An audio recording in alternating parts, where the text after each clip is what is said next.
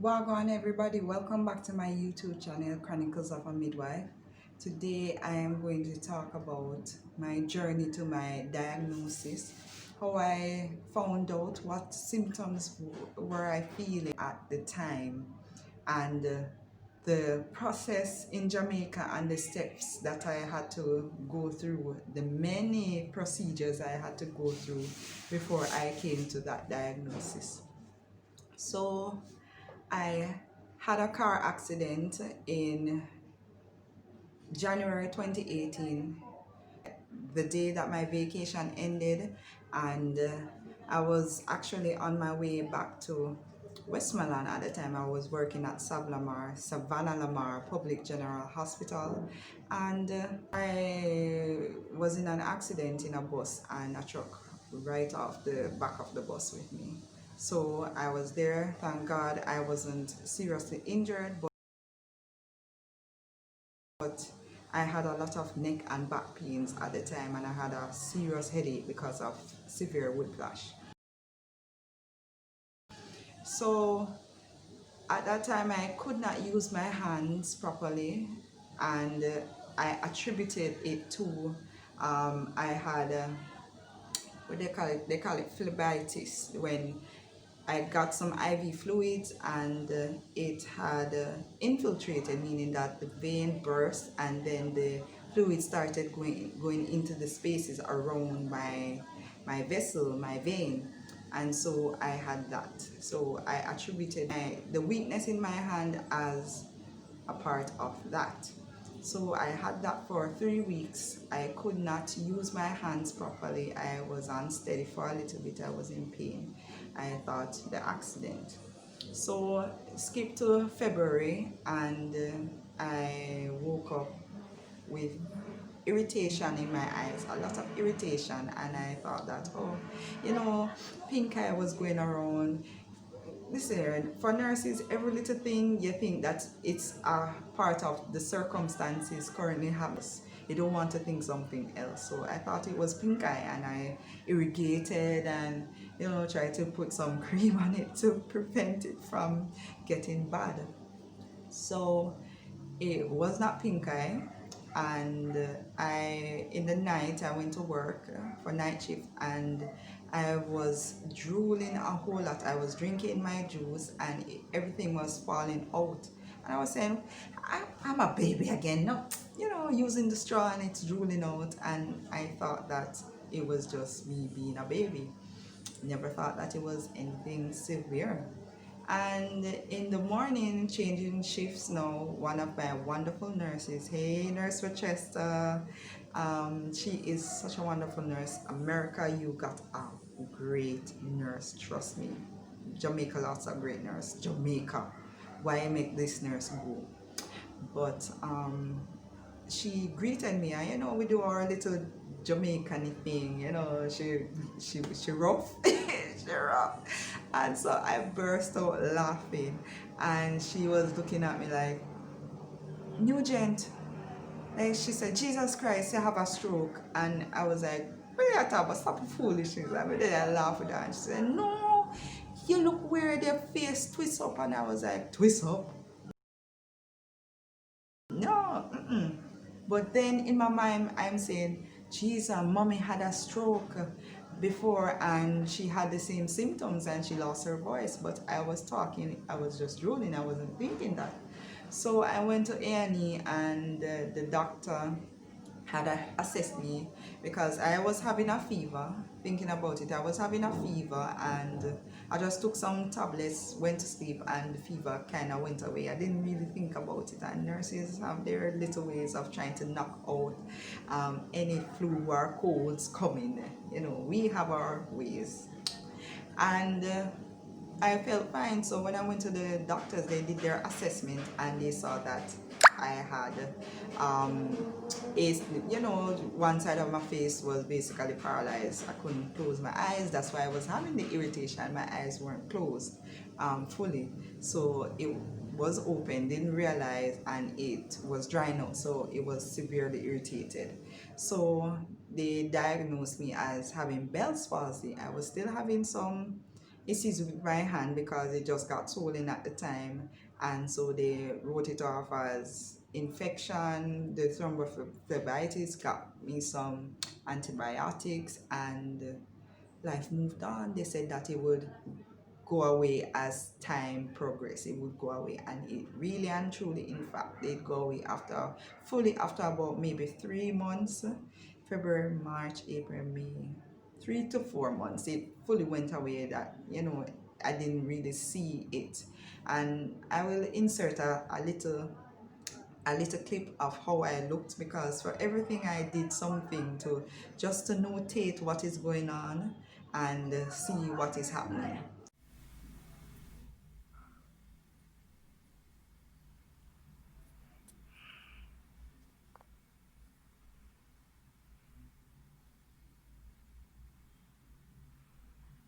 So that went away, life progressed, and I moved back home to Kingston, St. Catherine. That's my home base. Kingston is where I was born and grown, but I moved to Portmore, St. Catherine.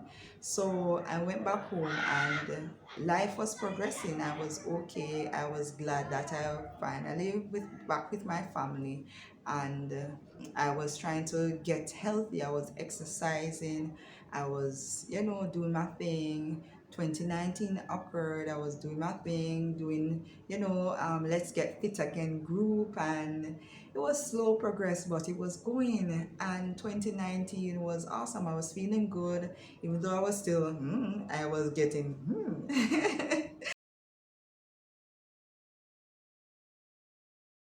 So in the summer of 2019, I realized that I was getting weak, I was getting dizzy, I was getting drop foot, I was dragging my foot.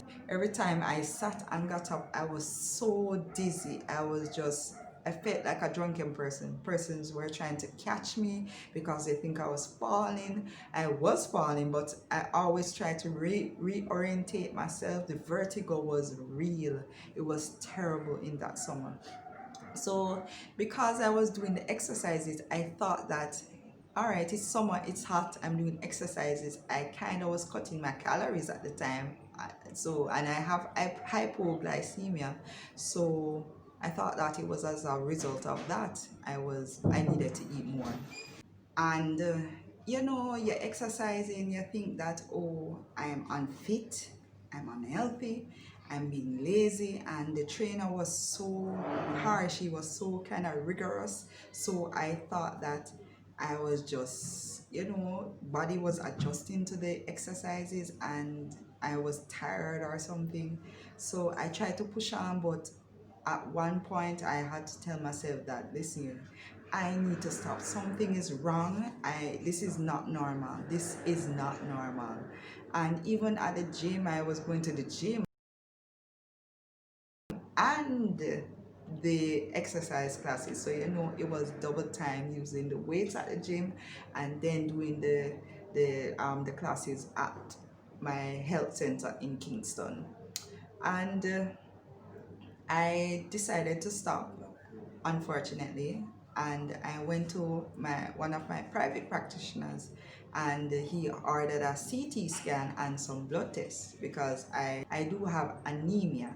So I did the CT scan, and that was the first test, and the blood test, the CBC and the chemistry, and I mean, some things were a little bit out of range, but in terms of my anemia, I was significantly improved from the 8 and 9. I was now at 10, 11. So, it's not anemia anymore. I have moved from that stage.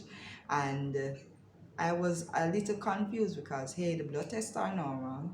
My CT braid is normal. So, what is it then? I did not know what it was. So, me kind of kiss my teeth and say, we can't bother ya, man. I just want to do my thing. I went overseas. I had a little mini vacation. Met up with my sister. She was coming back down. So I said, all right, then the last week we'll just go and enjoy ourselves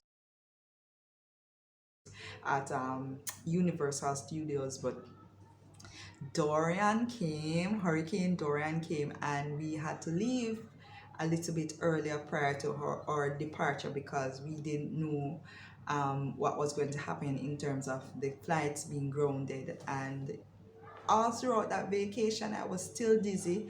We almost missed the bus because I couldn't run. I was running and it's like the whole of my body just say no, lock up. It just locked up and it's like the muscles just seized and I had to be dragging my foot. You had to be, yeah, it was just so, it was unreal. Like, how did I go through this working and everything? And I just said, you know what, kiss my teeth. Yeah, like most persons in Jamaica, kiss their teeth and just move on. I was still functional. I still worked. I just had to know how to readjust myself. If I got up, I had to hold on to the chair and just try orientate myself to my space and time and make sure that I am not going to fall down. So I went on with it. It improved a little, but it wasn't going away. But because it was improving, I was not thinking about it at all. And until December, I went and had a nap that Sunday morning or Sunday afternoon, and I woke up and my vision was so hazy. It was hazy, it wasn't darkened. It was hazy. My eyes were irritated again. I said, Lord Almighty, Lord Jesus, is the same Bell's palsy again.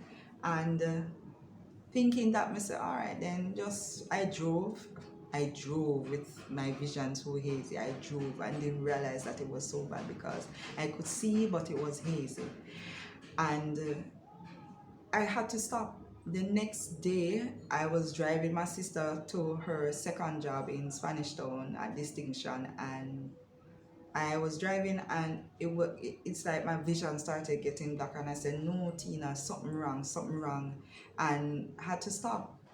So I stopped and she took over and we moved on. And the next morning I said, all right, then I'll go to work, you drop me off, and then I will just go to my ophthalmologist and let them check out the eyes.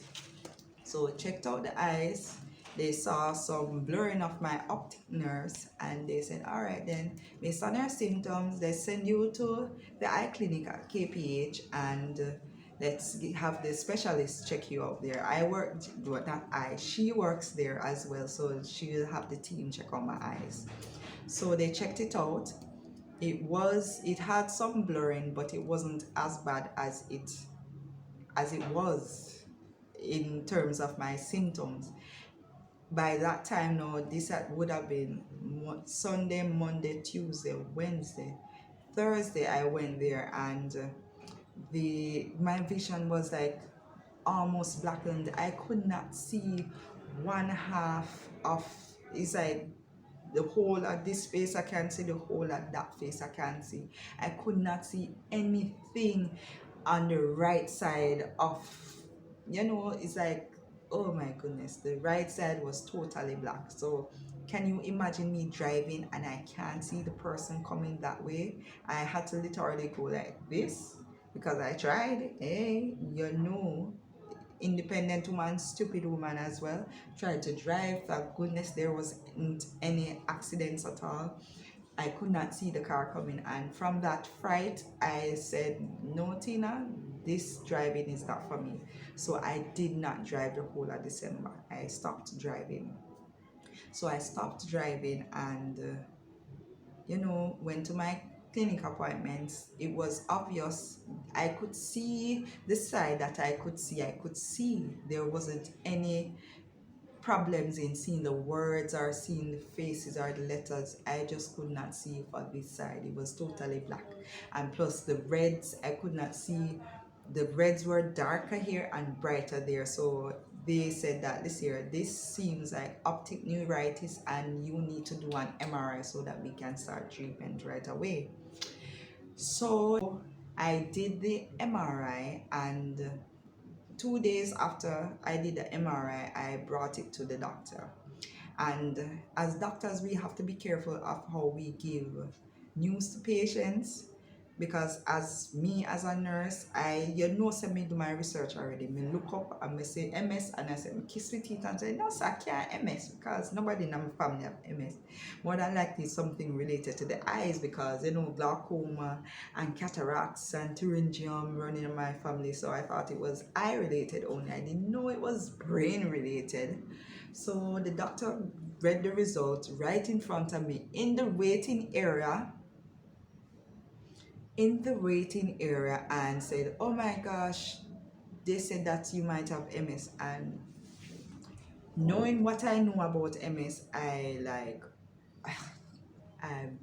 started not bawling out, but when I try holding things, but it just have to come out. I started crying, like me try hold it, and then mommy see my face. Mommy, let me tell you about, oh jeez. People, my mother is, oh my god, I feel like more cry. My mother is awesome. Everywhere, every appointment, she no miss it. She make sure that she get up early. She wake me up because I'm so tired, I'm so fatigued, I'm miserable. But she try and wake me up as best as she can, and make sure that I meet my appointments early and everything. Oh my gosh, my mom. So when she saw my face, she knew that something was wrong. Me not have to say nothing. I don't have to say a word. She knew that something was wrong. And so she said, what wrong? What happened to you? I said, wait no man, woman, wait no man, because this is me trying to process what she just told me, just like that, drop it upon me like that, MS. And I started crying. Not bawling out, but I started crying. I don't want people to see me, because here the nurse sitting with everybody else. They're not used to a nurse sitting on a bench with everybody else, because apparently nurses aren't infallible to illnesses and diseases. So they kept watching me like the side eyes, like, what is she doing here?